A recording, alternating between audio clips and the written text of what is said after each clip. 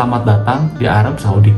Kali ini kita akan melihat wajah terbaru Arab Saudi yang bisa dibilang hampir 90% situs peninggalan Nabi sudah dihancurkan.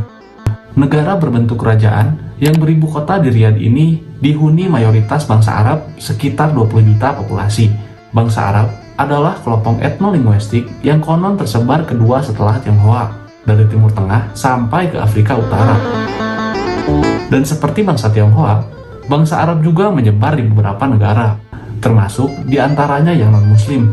Orang Arab Kristen sendiri adalah salah satu kelompok Kristen terkemuka dari dunia lama. Selain terdapat komunitas Arab yang memeluk Yahudi, ada juga yang menjadi pengikut ateisme. Sejak tahun pertama terbentuknya kerajaan Arab Saudi pada tahun 1932, kekuasaan masih dipegang oleh dinasti Saud. Sebagai negara dengan prinsip-prinsip Islam yang memegang peran utama, kebebasan beragama di Arab Saudi masih sangat terbatas. Mayoritas diisi aliran Sunni dan mazhab Hanbali, dan keluarga kerajaan adalah penganut Wahabi. Tapi, karena tidak ada konstitusi tertulis yang sah, konstitusi pun berjalan menurut interpretasi yang didiskusikan di Dewan Syura dan dalam monarki. Raja masihlah puncak kekuasaan tertinggi, bukan agama. Otoritas raja mutlak ini diperlihatkan oleh Muhammad bin Salman, putra mahkota sekaligus pemimpin de facto Arab Saudi dan pemegang jabatan-jabatan penting, yang sejak menjadi putra mahkota, banyak musuh politik dijebloskan ke dalam penjara karena berpotensi menentang kerajaan. CNN menyebutkan, setidaknya ada 6 ulama dan pendidik yang diamankan. Yang paling mengejutkan adalah proyek ambisius yang Vision 20. Proyek kerja yang diantaranya akan mengurangi ketergantungan Arab Saudi pada sektor minyak bumi. Lalu, mendiversifikasi ekonomi Arab Saudi alias mencoba peluang keuntungan dari produk jasa lainnya, salah satunya dari pariwisata dan hiburan, serta mengembangkan sektor layanan umum, seperti kesehatan, pendidikan, dan infrastruktur. Proyek ini dimulai dengan mendefinisikan ulang identitas Saudi, menggantikan pan-Islamisme dengan identitas budaya nasional yang tidak semata-mata ditentukan oleh agama.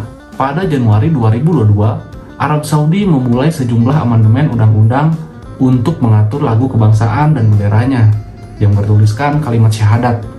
Vision 2030 harus terwujud. Maka, dimulailah pencabutan aturan-aturan lama yang mengikat di ranah sosial untuk mengembangkan atmosfer investasi. Pada tahun 2017, Arab Saudi mencabut larangan perempuan untuk mengemudi. Namun sekarang, surat izin mengemudi sudah bisa dikantongi tanpa perlu pendamping atau izin dari muhrimnya. Bahkan, perempuan sudah diizinkan untuk mengoperasikan pesawat. Di tahun yang sama juga, dicabut larangan menggunakan WhatsApp, Skype, dan beberapa aplikasi lainnya. Pada tahun 2019, Arab Saudi memperbolehkan wisatawan asing untuk menginap sekamar tanpa perlu memperlihatkan surat nikah. Di tahun yang sama, perempuan Arab Saudi yang berusia 21 tahun diizinkan untuk keluar rumah tanpa pendamping dari muhrimnya. Nah, secara otomatis ini juga mengubah wajah seni dan budaya di Arab Saudi. Sejarah tradisional, pria Arab mengenakan pakaian khas yang bernama saw, untuk wanita bernama abaya, tapi sama dengan banyak negara, di mana pakaian tradisional sudah tergeser oleh pakaian casual. Di Arab Saudi juga, apalagi semenjak aturan berpakaian melonggar. Saat berolahraga misalnya, nggak perlu lagi pakai abaya dan hijab.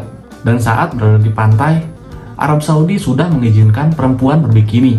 Tahun 2018 saja, Arab Fashion Week untuk pertama kalinya digelar di Arab Saudi.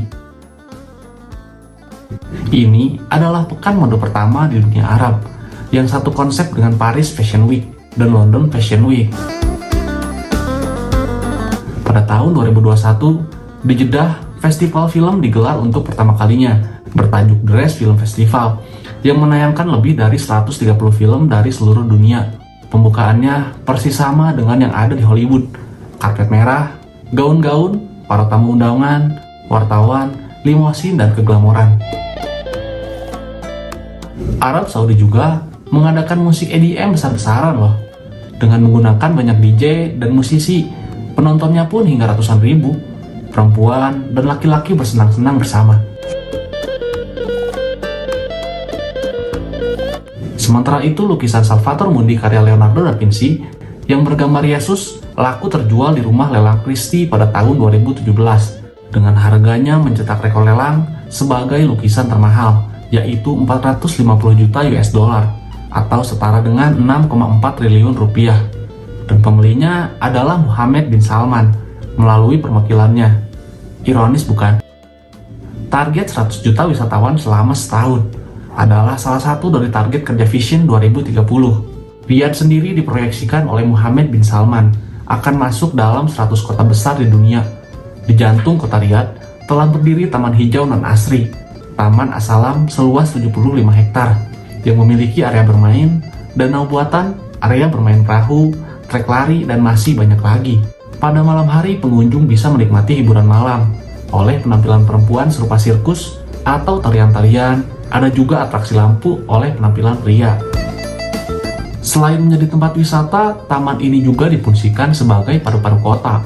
Riyadh memang akan dihijaukan, dan proyek penghijauan terbesarnya sekaligus terbesar di dunia adalah Green Riyadh dengan menanam 7,5 juta pohon di seluruh fasilitas kota.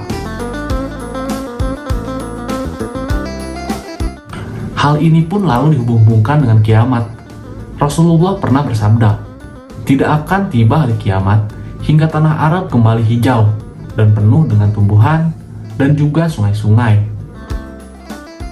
Dan akhirnya, kini Arab Saudi memiliki klub malam pertama di Jeddah yang bernama White, yang sama dengan di Dubai, tapi diklaim semua makanan dan minumannya itu adalah halal. Dan untuk mencapai itu, semua pembangunan besar-besaran mewarnai Arab Saudi sejak tahun 2016. Yang tentu saja seperti pembangunan di banyak negara, penggusuran adalah hasilnya. Bukan hanya kota metropolis seperti Jeddah dan Riyadh, kota suci pun Mekah, Madinah kena imbas pembangunan besar-besaran Muhammad bin Salman. Mengutip Time, lebih dari 90% situs sejarah dan keagamaan kerajaan telah dihancurkan sejak tahun 1985, dan itu semakin masif di rezim Muhammad bin Salman. Thailand juga melaporkan bahwa sebuah laporan setebal 61 halaman yang diterbitkan baru-baru ini di jurnal kepresidenan Kerajaan Arab Saudi menyarankan untuk memisahkan makam Nabi dari Masjid Madinah. Memisahkan berarti menghancurkan, kan?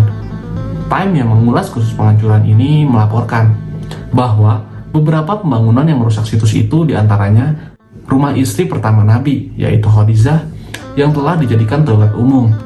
Yang kedua, sebuah hotel Hilton berdiri di lokasi rumah khalifah pertama Islam Abu Bakar. Dan yang ketiga, Royal Clock Tower berdiri menjulang tinggi menaungi Ka'bah.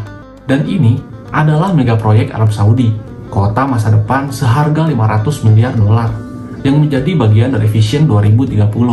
Kota linear futuristik yang direncanakan akan dihuni tahun 2024 dengan memindahkan pasir dan gunung demi bangunannya dan menghilangkan ruang hidup warga.